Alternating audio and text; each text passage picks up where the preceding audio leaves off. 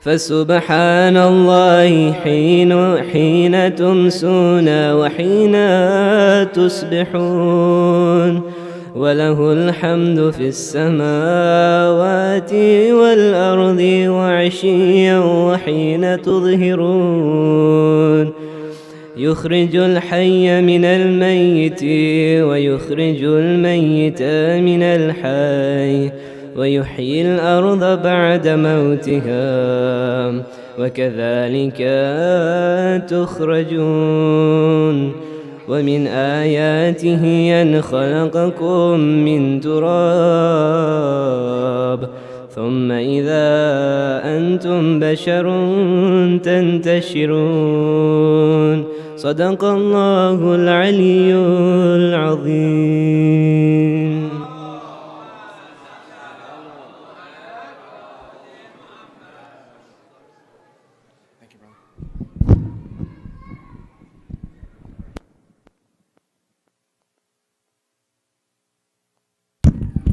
Assalamu alaikum, brothers and sisters. Just a couple of reminders before we invite up our speaker that we do have a children's program going on from ages 5 to 11, and that is happening in the ladies' dining room behind the main hall. We also do have babysitting down the corridor in the Rise Academy classroom, pre-K classroom, so if please do take advantage of that. Alhamdulillah, we are blessed again to have Moulana Baig here with us. He'll be here tomorrow night as well for our last program for the weekend. And then we will start up programs again next Thursday with 4 parallel programs continuing through the weekend, inshallah.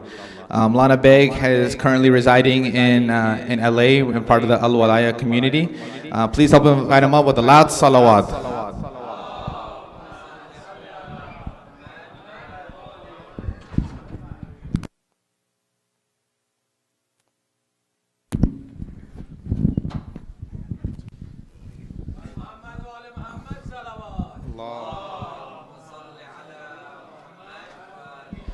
Can I also ask the brothers to please move forward? We don't have that many people tonight, so let's create a majlis atmosphere, inshallah, and sit closer together, inshallah. Thank you.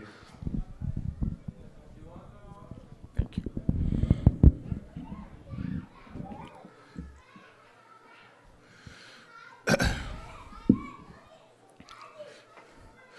Let's recite a Surah Fatiha for the Shuhada of Islam.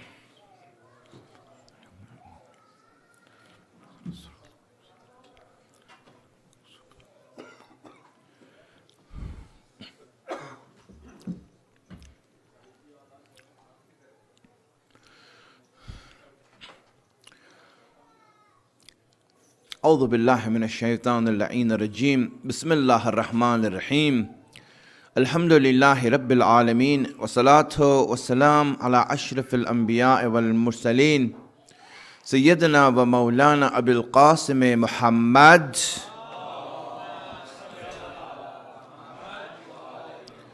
وعلى آله الطيبين الطاهرين المعصومين سيما بقية الله الأعظم روحي وأرواح العالمين له الفداء رب اشرح لي صدري ويسر لي أمري واحلل عقدة من لساني يفقهوا قولي. We have a tendency, natural tendency to seek comfort in our life and to seek a sort of peace. I don't say peace as in peace of mind only, but it's part of it. But comfort as a whole. It is a tendency inside of us, a natural need that we have to be comfortable. And it is the most primary need that we have, even before we have the need for pleasure and enjoyment. Even before we enjoy anything, we need to be comfortable. If you see yourself, you'll see that pleasure can only come after comfort. If you're not comfortable, you can't enjoy anything. If you're in pain, you can't enjoy anything. If you're in a state of discomfort, you can't enjoy anything. And that's why it's necessary for us to seek comfort, to find that place where we are comfortable so that the other situations in our life can come about. And in that time, we need to know how to deal with the pain that we have in life, the suffering that we go through in life. Everyone goes through it. Yesterday, we introduced the subject about pain, about suffering, about stress that we have in our life, and all of us have it. No one can deny it. We all are dealing with it. But are we dealing with it? Or are we succumbing to it? Because most people, they get hurt by the pain that they go through to such an extent that the harm is irreversible at the end. And that's why it's very important to deal with pain, with suffering. And a lot of times we get the wrong idea behind it. People get used to the suffering and think that this is something holy. This is something good. You see that in religious people. If you look at religious people, they have this misconstrued idea that comfort is a bad thing, pain is a good thing, more pain and more gain. And so, the idea of religion, and you'll see it in yourself, right? If you look at a religious person or an idea, and it doesn't have to be a Muslim, any religion, you'll see that they go through unnecessary pain. They go through unnecessary pain thinking that there's more reward in it. It's more sacred that if you go through this, through hardship. And this is basically not true. It is a wrong idea that we have. A misguided idea. Send the salawats.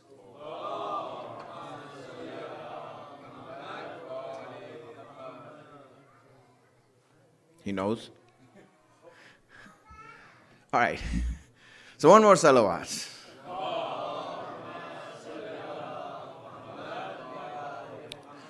And when you look at religious people, you'll see that they, for example, if we know that the pain and the suffering comes from Allah.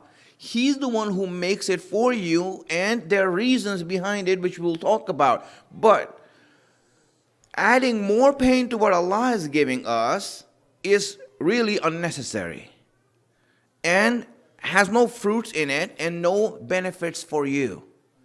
To make more pain than what Allah is giving. For example, He gives you a disease, you got to deal with it. He gives you cancer, you got to deal with it. Life puts you in an accident, you have to deal with it. You have to go through whatever situation you're going through in life, you deal with it. You don't need to add unnecessary pain. Yesterday I mentioned some of these unnecessary pains that people had. One of those pains that religious people add on themselves is that they think that by going through extra pain and adding more pain to it, they're going to make the experience more holier. It doesn't work that way. In fact, it goes against their spirituality. It goes against what they intend to do, meaning that it works against them. For example, I've seen it a lot of times. It is said that you go for Hajj or you go for Ziyarat of Imam Hussein. Now, when you go for the Ziyarat of Imam Hussein, the trouble that you go through when you go there, you get rewarded for that. But the trouble is what Allah gives you, not what you make for yourself. If you make trouble for yourself, there's no reward in it. In fact, you have a negative attitude and a wrong idea about the whole experience when you go through it. So, for example, let's say that you are on your way to Imam Hussein and the car you're in or the bus you're in breaks down.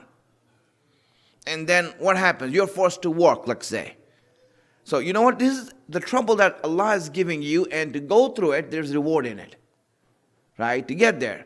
But then you say that everything's fine, the bus is there, but you know what? I'm going to get off and I'm going to walk there and I'm going to take my shoes off also. There is no reward in this, and in fact, your relationship with Imam Hussein will be hurt by this. Because this pain you're putting on yourself, Allah is not putting on you. You have to wait for the pain that Allah gives you to go through it. There's reward in that. The suffering and stress that you make for yourself, Allah says that's on you. That's your problem. You don't do that.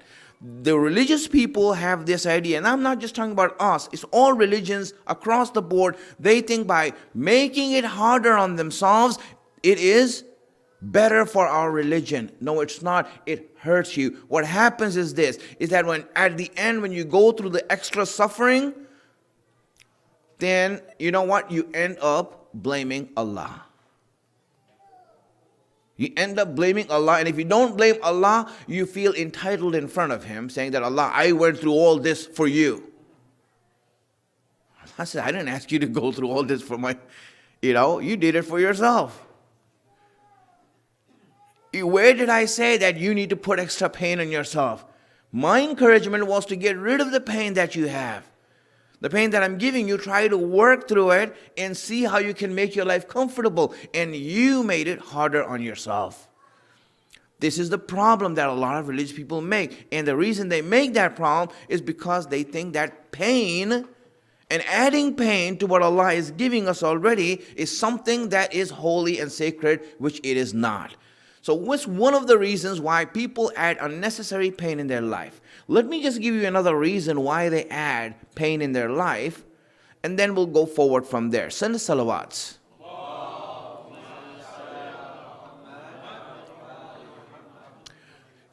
Whenever we have pain and stress in any problem in life, the number one reason that we do, something that we do that increases the pain and increases the stress that we are in without any reason.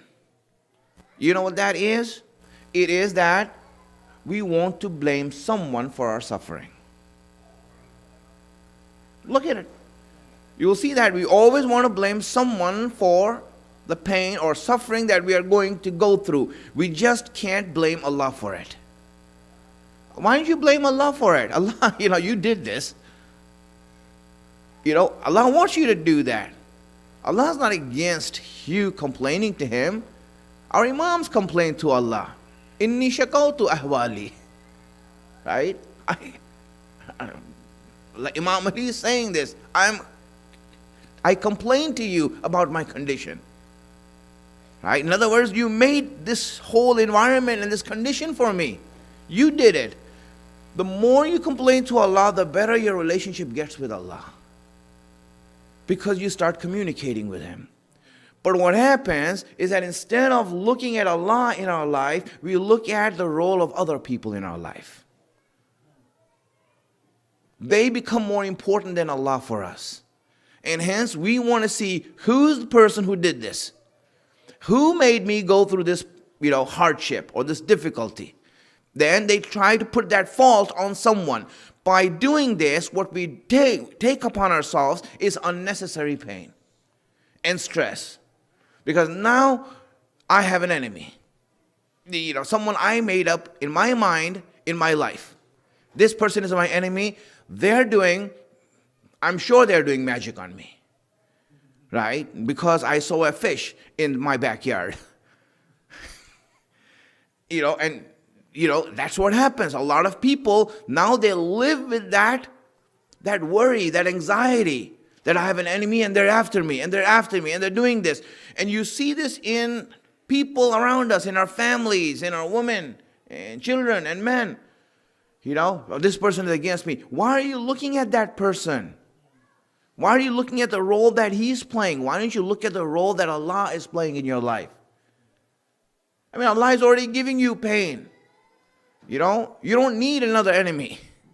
Even though Allah is not an enemy, but you know what? Allah is giving you pain. If someone giving you pain is your enemy, that itself is wrong for you to say, because you never understood pain, and we'll get to that. But if you do understand what pain is, and what suffering is in your life that you're going through, that all of us are going through, then we do not need to blame it on someone else. This is a mistake that we make. We make it as a mistake in our life, and we add more pain to ourselves. If you really want to learn this, right, Allah gives a descriptive example in Hajj. If you go for Hajj, He gives a descriptive example of this. When you are, for example, because Hajj, when He asks you to do tawaf, let's say one aspect of Hajj is tawaf, right? Now you all know what that is, right? But do you? really, this activity that we are doing there, Allah is describing life. In this one activity, He's describing life. In short, I'm just saying this, He's describing life to us. Life is illogical. And Allah is asking us to do the illogical. He's asking us to make rounds around a square, circles around a square. Right? So when you make a circle around a square, what happens? You're going to run into each other. It's not a straight line. And people run into each other. You see, Allah made life such that you all have to run into each other. You have to interact with each other. You have to get bumped into each other. That's what life is. And Allah made the system of life like that. Now, instead of trying to look at the person who's pushing you and blame him for it, say, Allah, this is the life that you made. This is it. That's the nature of life. You made it this way in order that I run into people, that I have to interact with people. I have to deal with this. Otherwise Allah would have made a straight line and said, listen, make a straight dash for this. This is your tawaf, right? And you know what? No one's going to push. No one's going to shove. They're not pushing. They're not shoving. But if you look in tawaf, if you've ever been in tawaf, you'll see that the minute you're pushed, you look at that person, you, and you give him the dirty looks. I didn't do it. It's just the crowd. It's just the tawaf. That's how it is.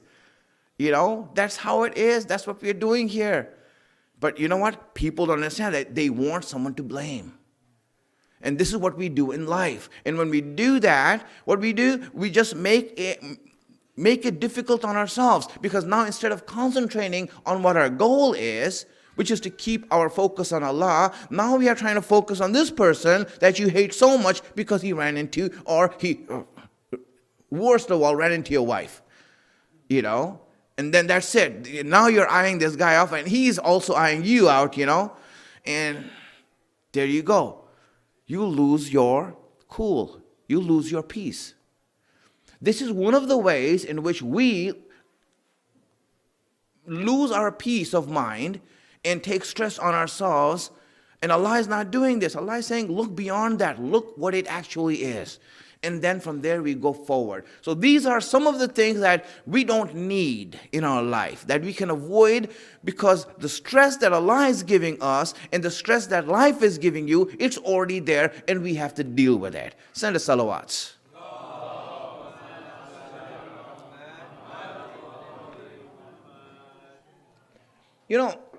Now, how do you deal with the stress that Allah gives you? Is what we are talking about. Yesterday I said one thing, and that is to understand that pain is real. Pain is real. You can't avoid it. That's the way it is.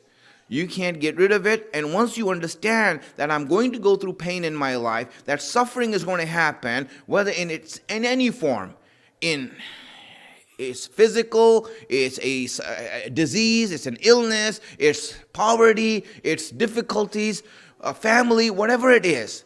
I spoke about the hadith also that Imam Sadiq said regarding there's no way for a moment to get out of trouble. He's always going to be in trouble, some sort of trouble, and if he does try to get off, Allah will find him and give him trouble there. You will not escape that. And so what happens is that if you understand it, it will help you to deal with it when it comes to you, because you know it's going to happen. It's like, for example, you're playing a video game. And if you know that there's going to be challenges and difficulties and obstacles in the way, then you're ready for it. When it comes, you know what to do with it. But if you're not ready, then you know what? The state of shock is what's going to make you go through anxiety and pain. So the first way to deal with pain is to know that it's coming. Number one, right? The second way to deal with pain, and that's what we want to talk about today. The second way that you can deal with pain and stress that Allah is giving you in life is to know why Allah is doing this. If you understand why this happens, it will help you a lot. Really. You will be, when you know why this happens, you're like, wow, that's amazing. That's why it happens. And so I just want to give out a few philosophies of why this is happening. Why, for example, pain and stress happens, why our concentration is taken away, why, we have to go through pain. Let's talk about this a little bit. The main and basic reason why we go through pain, my friends, understand it really well. The basic reason that you go through pain is because you are a human being. You are insan, a human being. The way Allah created us, pain is in our DNA. It is inherent to us. If we were not human beings, we don't have pain. Because we are human beings, we have to have pain. Now, really, because you're a human being, that's why you're in pain. You got to be in pain. The reason for that is because we are the only creation. Well, leave the jinn alone, right? Let's, X them out of the equation of life, Really, no more jinn stories. Because every time you go camping, a jinn story, please, no more jinn story. Let's cross them out of our life. Allah only mentions them in the Quran, so you can imagine, right? So really, leave them out. The only creation that we know of that has choice, that is different and unique than all of the creation is us. The reason we are unique, the reason that we are different than everyone else is because Allah made us capable of growth. He made us capable of development. We are capable of developing, of growing, of changing. Other animals are not. You can train a dog to sit up, right? You can train a monkey to open a can, right? But you know what happens? That's not growth. That's not looked at, wow, he's growing, he's developing, he's changing into something else. It's not. We have the natural ability, human beings have the natural ability to grow, to develop, to become different, to adopt virtues, to get rid of bad habits.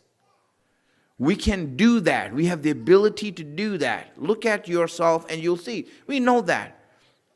So now, what gives us that? Have you ever had the idea as to why you have this and how you have this? What's the functioning behind it? When you look at it, you'll see. The reason you're able to grow is because of the fact that you have a choice. You can choose. Allah wanted us to grow. And then He gave us the reason, the way that He made us grow is by giving us choice. He says, go ahead, you have choice now. Free will, you can choose. You may choose, others can't. Animals have one like and that's all they do. We have choice. My friends, this choice, pay attention to this and you'll see it is inherent in us being a human being, having choice. Where do you make choice? What choice do you have? Ever noticed it? Really, if there's only one thing that you're offered, let's say you're offered one thing. The only cereal that's made in America is, for example, Frosted Flakes. Nothing else. So when you go, the only choice you have is not to eat it. Otherwise, you know what? That's all we have. And, now when you go to a grocery store, they say, thank God we're not communist. You're like, wow, that's so good, We have choice. I can choose what I want, right? What I like, right? That's what you choose. Now, friends, really, if you only have one thing, there wouldn't be a choice. For example, sheep eat grass. They don't have a choice of eating meat. I mean, it's not like, for example, grass or meat. They don't do that. It's like grass. That's it. The only other choice they have is more grass. Right? So they eat it. They're happy. They don't have to make a choice. They just go and eat. That's it. If our life was like that, we would be happy. Imagine this. If our life is like that, we just have grass. Sorry. Don't mean it in the wrong way, but still. But when you look at it, that's how it is. If you had just one thing to choose from, that's not a choice. And friends, when do you have a choice? For example, let's say you have two things to choose from, and both of them you don't like.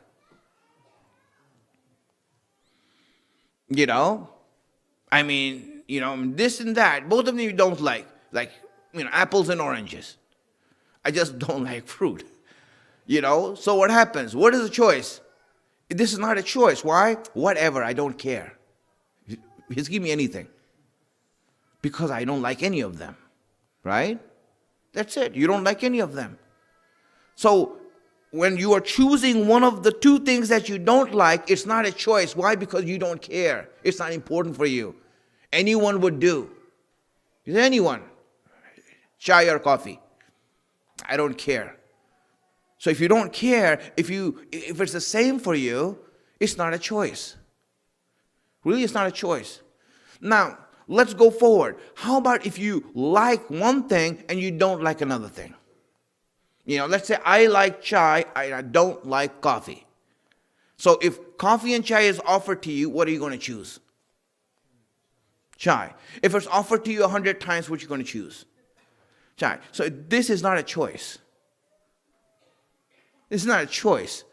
You are doing what you like as opposed to what you don't like. That's, even if you're given 1,000,000 times, you are going to choose what you like or what you don't like. Where you actually have a choice? The only place that you have a choice in life is between two things that you like. Two things that you love and that you like. You like chai and you like coffee. Both of them you like. You like, for example, a Mountain Dew and you like RC Cola, right? Both things you like. When you like two things, now the idea of choice comes in. The idea of choice comes in when you have a choice between two things that you like and you love, and you have to choose one of them. So now when you make a choice, between two things that you like, so what happens? You're choosing one, you have to leave the other. Separating from that one thing is going to bring about pain. Pain is the natural result of choice. Stress is the natural result of choice because you're leaving something that you love. You're leaving something that you like. Nahari, biryani. I like both of them. I love both of them. You can have one. Your wife's not going to make two of them. Right? So now, okay, you know what? You choose, nahari. But then what happens? The taste of biryani is there in your mouth and you can't have it. Pain. You see, my friends, this is suffering. Suffering what? Suffering is when you leave something that you like. When you separate from something that you like. Choice, the natural result of choice, the natural consequence of choice is pain. It is in ourselves. When Allah says, لَقَدْ خَلَقْنَا الْإِنسَانَ فِي كَبَدٍ, we have created man in pain, it is saying that you have a choice. We gave you choice. Choice is going to result in pain. You have pain because you're a human being. That's why you have pain. There's no way to avoid it. It's part of you being a human being. Yes, you can ask Allah, Allah, please make me a sheep. I'd rather be my dog. His life is so easy. To him, it doesn't matter which bone you give him. He'll just chew on any bone. Right? I wish I was like that. Why do I have to like so many things that I have to choose one from? You see, in every choice that you make in life, there's going to be pain. And you are going to grow through the choices you make. And that is why growth can only happen through pain. That's it. The only way that you can grow in life is through stress and pain. That's why it says in the ta'aqub al-shada'id that through the constant pain and suffering and difficulties that you go through is your growth. Imam Sadiq said that. All this life that you're going through this pain, why is Allah giving you pain? Because this is what's going to result in your growth. There's no way out of it. This is the way it happens. This pain is not, really Allah is not giving you this pain because, hey, you know what? Here is a trial for you, take it, out of the blue. No, it is being you. He created you the best of creation. It means He gave you growth. He did not give that to animals and plants and trees and any other object that He created. He gave it to you. And because He gave the ability to grow in us, Allah says the only way to grow is to take steps forward. In order to take steps forward, you have to leave some steps behind. You got to leave some steps behind. And those are the attachments that you had. The things that you're attached to, things that you love. This, my friends, is what it's all about when you come to it. The growth that happens in us is the reason why we are feeling pain in life. And we have to go through that pain. If you know that's the case, then you need to see the choices you made and the things that you left and know that, you know what, I have to leave them. I gotta leave them. That's why when there's a loss in your family, it's a step forward. If someone dies in your family, it's a step forward. You got to leave it. If you're going through sickness and you lose your health, it's a step forward. I had health and I lost it. Now it's a step forward. I need to go forward with it. And everything you lose. It could be the most difficult things, it could be the most simple things. If you just pay attention, for us, like my age, I'm getting to, really, the thing that occupies my mind is, the hair I'm losing on my head. I'm looking at that and say, wow, it's going, And you know what? You look at that and you're like, wow, I had hair and it's gone. I got to move forward. I used to love it, but hey, it's going to be the end of that. This is the way it is, my friend. The only way to move forward is to lose the things that you used to like, that you used to love. And that is why we are human beings. Allah made us like that. It's our choice that we have, and pain is a natural part of it. Anxiety is a natural part of it. Stress is a natural result of us being human beings. Salawat ala Muhammad wa ala Muhammad.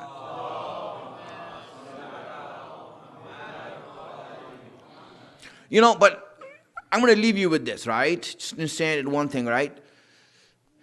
The pain is going to come, right? I'm going to leave you with this. Inshallah, we'll discuss more of the philosophy tomorrow, and we'll go forward from there, right? Pain is going to come in your life, and it's going to happen. But let me just give you a smart way of dealing with it. This will help you a lot with pain. As we are growing, and everything we grow, growth happens when you leave something. Understand? Growth happens when you leave something. You were young, now you're old. You lost your young age. I used to love when I was young, but now I'm old. I need to grow from that. People who get stuck in the past, that's what you call immature. Right? They say, grow up. What do you mean, grow up? Catch up to your age. Catch up to the choices you have and the stage you're in. Catch up to that moment right now. The reason you are immature is because you are stuck in the things you used to like in the past so much that it's not letting you move forward in life. You're not letting go of those things. And that's why you see people become immature for their age. They're old, but you know what? They're not smart. They're not wise. The reason they're not wise is because they can't let go of the things that they love so much. And that's the reason. Everyone has to start growing from there. And that's how we start to grow. That's life. Everything we choose is going to be hard. But let me just make one point here, and this will help you in your life. You know, if you had a choice of what pain you want to face, you know, it's like, for example, which azab do you want? You know, A, B, and C. Wouldn't it be better to actually choose the pain you want to go through? Right? I mean, instead of, you know, okay, let it be random. Let it come as it is, which it comes to most people. And then you're like, I wasn't expecting that. I didn't know my suffering is going to come through this. You see, it's better to choose, right? To have the choice, to make our own choice. Allah, let me make the choice. How about giving me that respect that I can make the choice to choose the suffering that I want to go in life? Can I do that in my life, Allah, please? At least respect me that much. And of course, Allah respects you. Allah respects human beings. وَكَرَّمْنَا بَنِي آدَمَ. We have shown respect to the children of Adam. We gave them respect. What does that mean, Allah? The reason Allah gave us respect is because Allah is saying, okay, you know what? I have respected you that much that I will let you choose the suffering that you want to go through. How about that? Would you like to choose? Because I want to let you know how you can choose. How you can choose to go through your own suffering that you want for yourself, and then you will see that, you know, I mean, really, this would be so better. Smart people do this. Wise people do this. They choose their suffering. Right? They don't do unnecessary, but they do certain things by which you can choose that, Allah, I want to go through this suffering so I don't have to face anything else. You know, one of the ways, one of the things that you can do to choose your own suffering, you know what it is? It is called infaq, sadaqah, charity. What is charity? Charity is a suffering. Charity is painful. You're letting go of something that you love. You're attached to. You know, I mean, letting go of something you're not attached to is not charity. You know, hey, you know, like for example, if someone comes to you, you know, someone who's looking in your trash and says, hey, this was in your trash, you know. Can I take it? Okay, yeah, sure. Then you say, let it be sadaqah. What do you mean sadaqah, man? It's trash. You threw it away in trash. This had no meaning for you. This is not charity, right? Charity means that you're letting go of something that you love, that you like. When you let go of something that you love and like, then there is pain in it. There's pain. You know, when you write a check to that masjid, you know, whatever it is, $1,000 or $2,000, when you write that check, it is painful getting rid of it. You know? I mean, the least pain you get is trying to explain that to your wife. I mean, really, you're going back home, you know, what did you do? You know, that was meant for my travel to Pakistan. You know, and then what happened is that, you know, you have to go through that suffering of trying to deal with that. You see, at least that much, right? Other than the fact that, you know, it was important for you, you earned it, it was your hard-earned money, and you're giving it away. It is painful. My friends, sadaqah is painful. Sadaqah is a suffering, but it's a suffering that we choose. And when you choose that suffering, then Allah says, you know what? Because you chose to go through this suffering, I will take the suffering away from you from other places in your life. from the other things that you have to do in life, random things that might happen to you. Accidents, I don't know, you see something, I'm going to take that away from you because you chose to go through this. Choosing to go through what any pain of leaving what you love for Allah's cause, for Allah's deen, for Allah's pleasure. This, my friend, is the way to choose your pain. And Allah, what He does is that He'll say, okay, it's because you chose this pain, I'm going to take the pain away from you from other places in your life. Wouldn't you want that? Allah gave you a way. He respected you. One of the ways He respected you is by letting you give sadaqah, letting you choose the pain for yourself. And then you choose the pain for yourself. That's when Allah says, now you see that? Now you have grown up. Now you have become better. This is how we grow. We have to go through pain one way or another. But we can choose the pain that we want to go through. And that's why whenever you give up something for Allah, Allah will say, you know what, I will take the troubles and problems that you are going to face in the future away from you because you chose to go through this. And now you understand why a shaheed doesn't have to go through any questioning. Because he chose the pain that he has to go through. He chose it. He said, Allah, I choose to give up my life. I love it. It's dear to me. Shaheed is not someone who is a loser in life, who wants to die anyway. So he says, you know what, I heard about the virgin, so let me go there. And here you are, you can't find yourself a wife over here.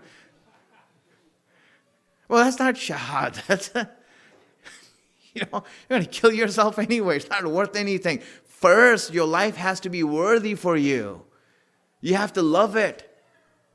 You have to like it. You have to want to live there. And then you give it up.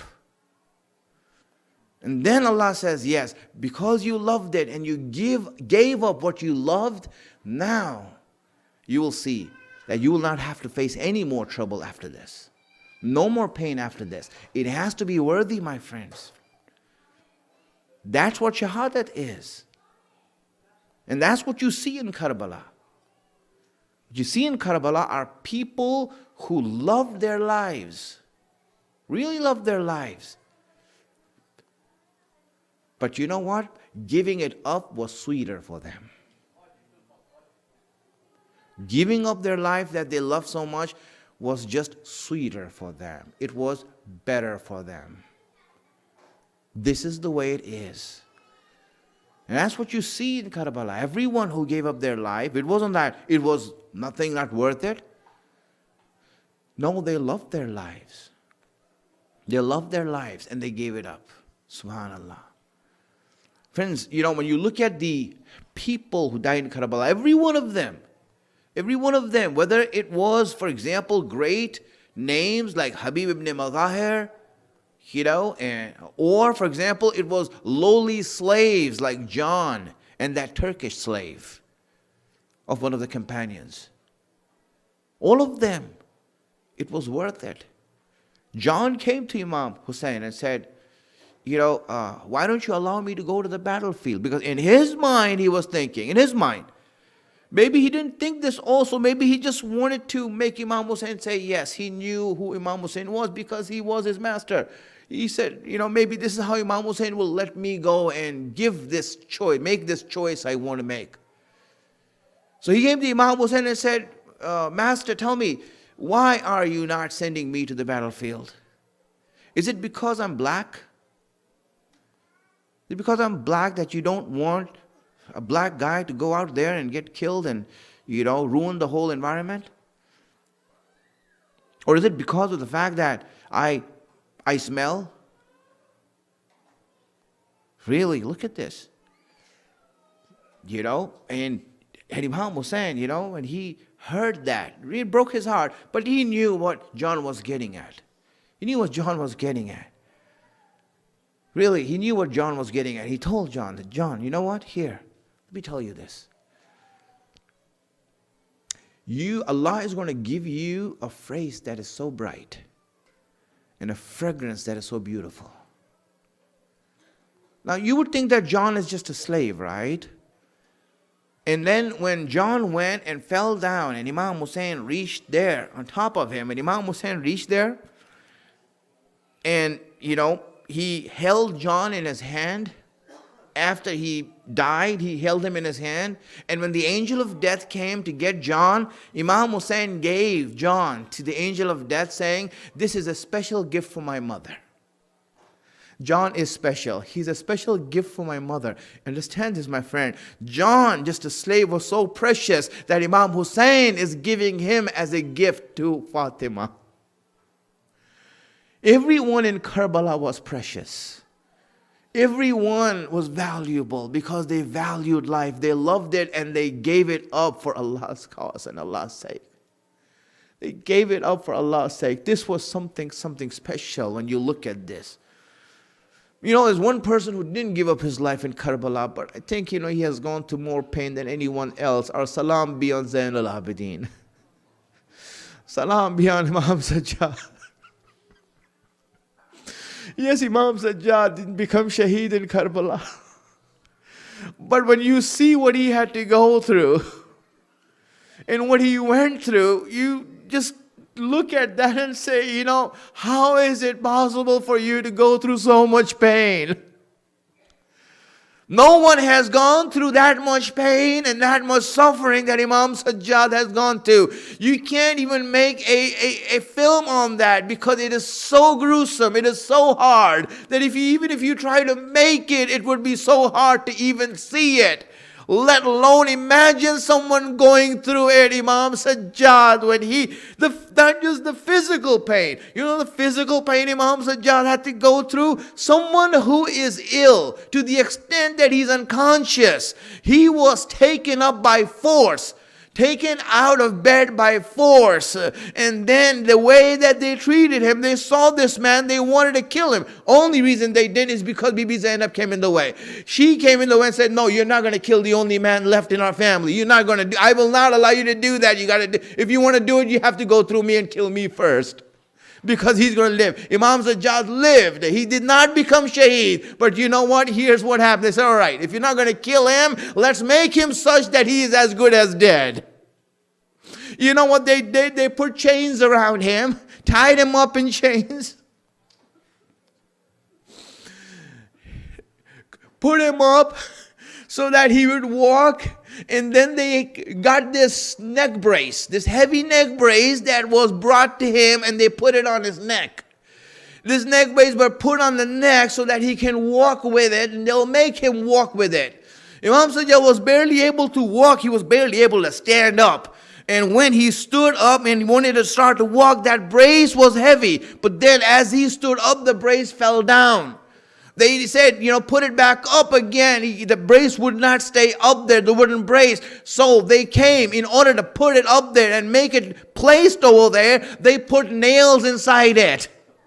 They drove nails inside that brace so it goes inside his neck.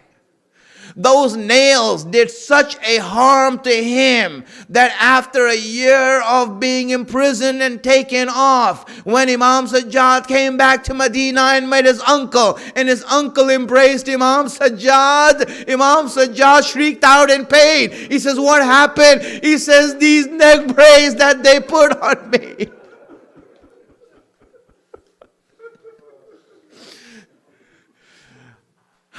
May Allah reward you all.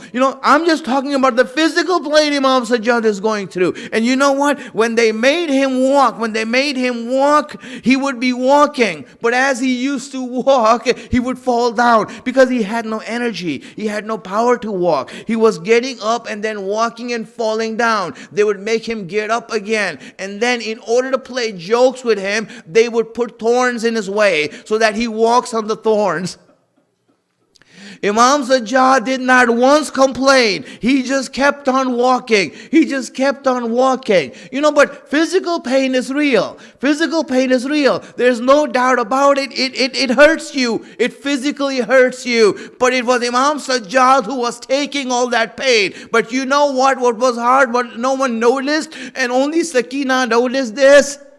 You know what was that? Every time Imam Sajjad was being taken and those thorns were going in his feet and getting stuck in his feet, the pain would be real. Everyone saw that. But Imam Sajjad would not react to that. But the minute that the soldiers would go and beat up one of the women or the children, they would slap them or whip them every time. You know how a whip sounds? You can hear a whip sound from far away. It cracking against the skin of someone. And when they used to crack a whip on someone's skin, that noise used to be so heard amongst everyone that Imam Sajjad used to feel that inside himself. When Imam Sajjad heard the whip of the soldiers on children and women, only Sakina noticed the fist that was being clenched behind him.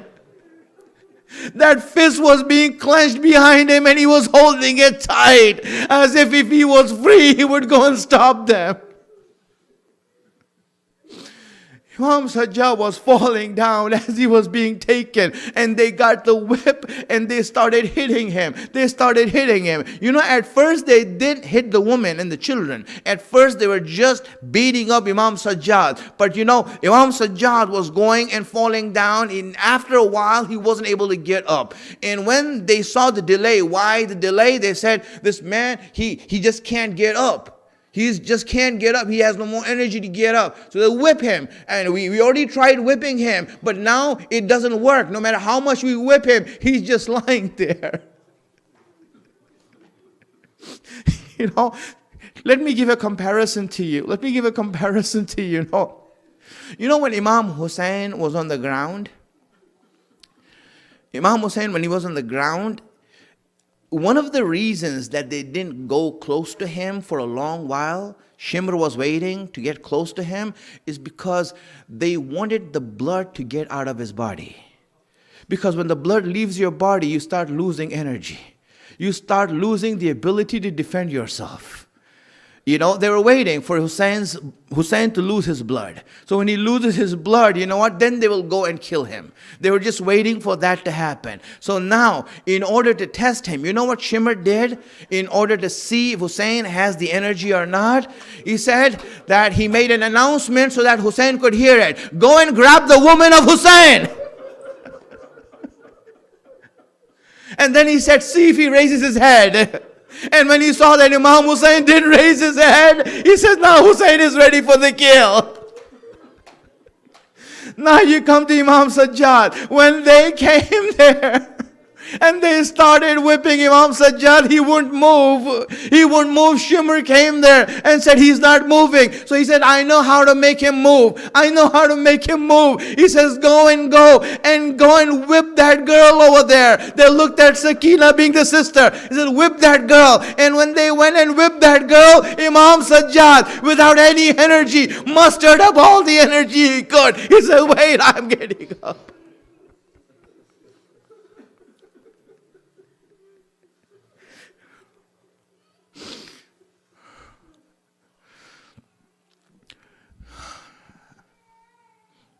سيعلم الذين ظلموا أي منقلب ينقلبون يا محمود بحق محمد يا الله بحق علي يا فاطر السماوات بحق فاطمة يا محسن بحق حسن يا قديم الأحسان بحق حسن. Allah give us the tawfiq to be on the right path, the wisdom to understand your guidance.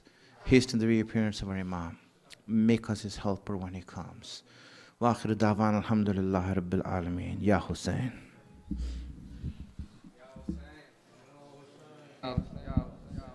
Ya Hussein, Ya Hussein, Ya Hussein, Ya Hussein,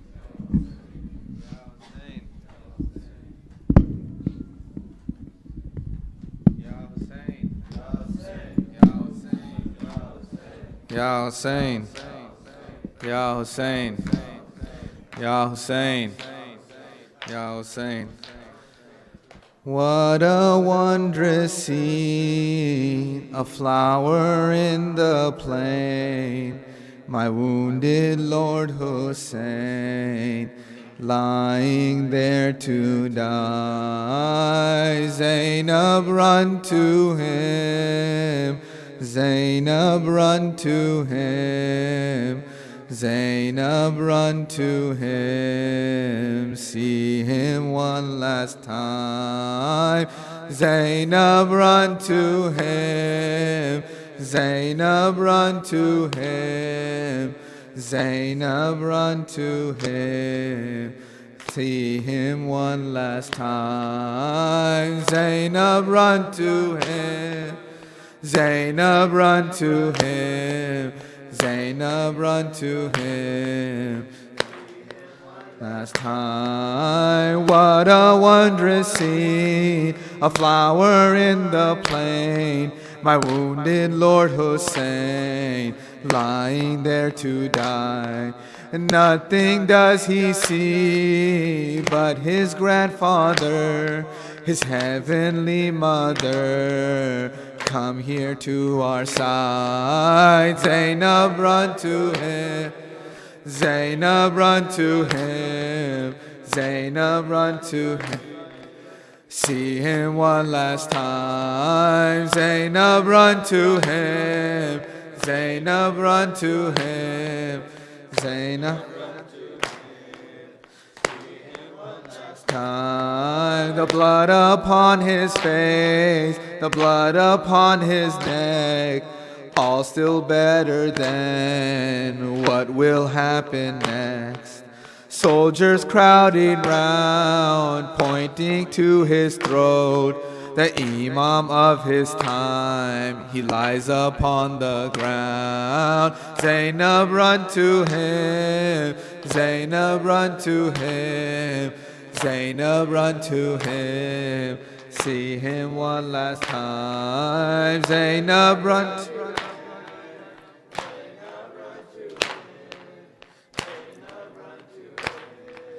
see him one last time. The dust upon your eyes, the feeling in your throat, the desperate children's cries, the screaming of women. But all within your mind is calling for Hussein. Your brother is in pain and you must fly to him. Zainab, run to him, Zainab, run to him, Zainab, run to him, see him one last time. Zainab, run to him, Zainab, run to him, see him one last time.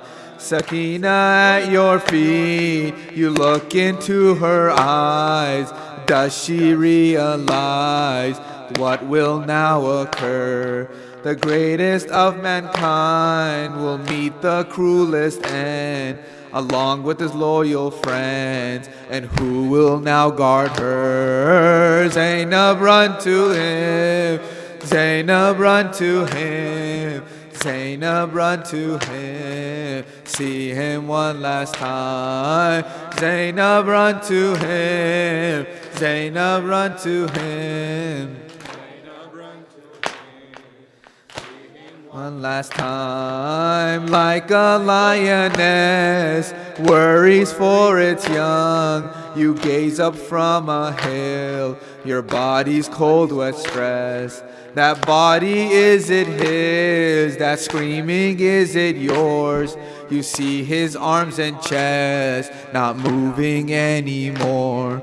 Two orphans on a plane, God knows how hurt they are. Just Zainab and Hussein, so close but still so far. Zainab, run to him, Zainab, run to him, Zainab, run to him, see him one last time. Zainab, run to him, Zainab, run to him, Zainab, run to him, see him one last time. Hussein, Hussein, Hussein, Hussein, Hussein. Salawat Muhammad wa ala Muhammad.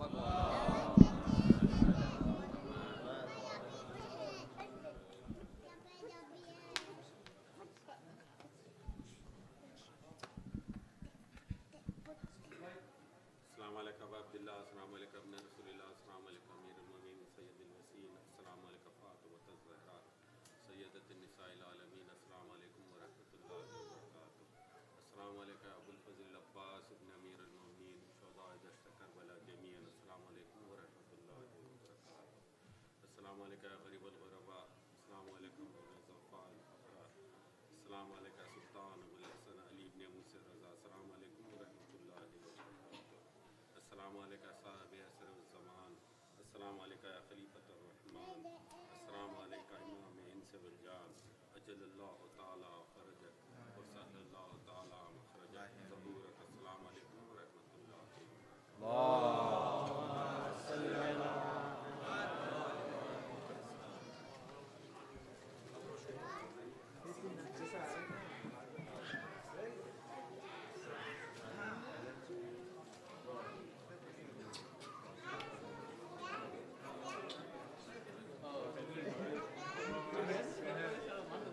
बरकातुहू।